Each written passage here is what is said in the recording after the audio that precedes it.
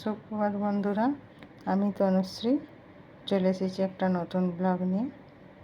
রোজকার মতোই সকাল সকাল উঠে পড়েছি। সকালের বাসি কাজ সারা হয়ে গেছে। এই যে বাসি বিছানাটা ঝাঁট দিচ্ছি।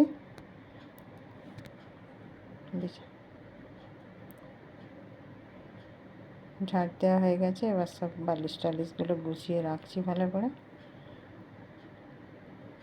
এই যে বালিশগুলো গোছানো হয়েই গেল।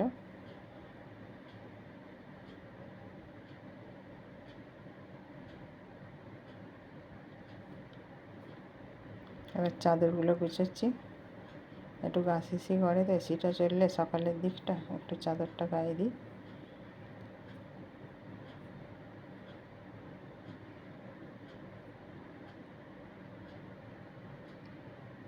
চাদর এই যে গুছাচ্ছি, এগুলো পেতে শুই, এগুলো গুছিয়ে দিই, গুছিয়ে তুলে রাখি। গোছানো হয়ে গেছে সব।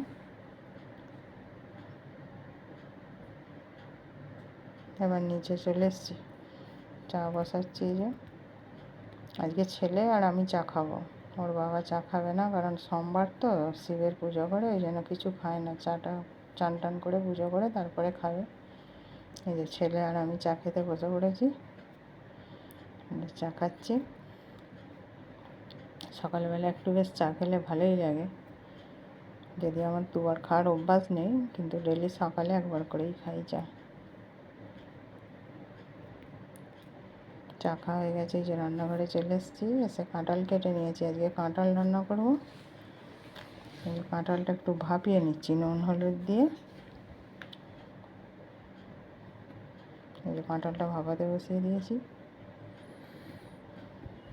আর একটু আলু কাটছি ততক্ষণ। এই করলা আলু ভাতে দেবো।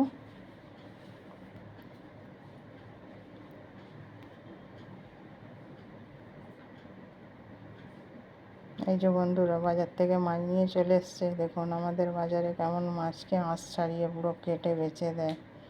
আপনাদের কাদের কাদের বাজারে এইরকম মাছ আঁশ ছাড়িয়ে কেটে দেয়, কমেন্টে জানাবেন।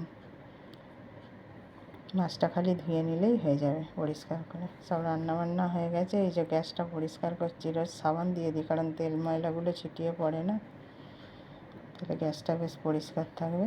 রান্না হয়ে গেছে, ভাত করেছি, কাঁঠালের তরকারি। এই যে তরমুজ কেটেছি, বরকে টিফিনে এই যে তরমুজ দিয়ে দিচ্ছি, ও দুপুরে খাবে। এই যে বিছানার চাদরটা সব কাজ হয়ে গেল। এবার বিছানার চাদরটা একটু নোংরা হয়েছে, চেঞ্জ করে নিচ্ছি।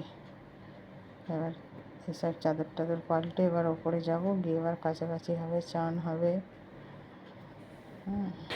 আমি দুপুরে চান টান করে একটুখানি শুয়ে পড়েছিলাম। ছাদে জামা কাপড়গুলো মেলেছি, আর রোদের জন্য আসিনি এখন বলবো। এই যে ছাদে জামা কাপড়গুলো মেলে দিয়ে গেছিলাম রোদ বলে, আর দুপুরে আসিনি তুলতে। এই এখন এসেছি একটু ঘুম থেকে উঠে তুলতে। এই যে দেখুন বন্ধুরা, আমাদের বাড়ির পাশে একটা আম গাছ আছে, অন্যদের, আমাদের না। প্রচুর আম হয়েছে, দূরে যদি একটু দেখা যাচ্ছে, দেখুন বেশ বড় বড় আম হয়েছে। আপনাদের কাদের কাদের আম গাছ আছে কমেন্টে জানাবেন। আমার বাপের বাড়িতে অবশ্য অনেক আম গাছ আছে, কিন্তু এখানে নেই। এই যে দেখুন ছাদে একটা মানি প্ল্যান্টের গাছ বসিয়েছি আমি টবে।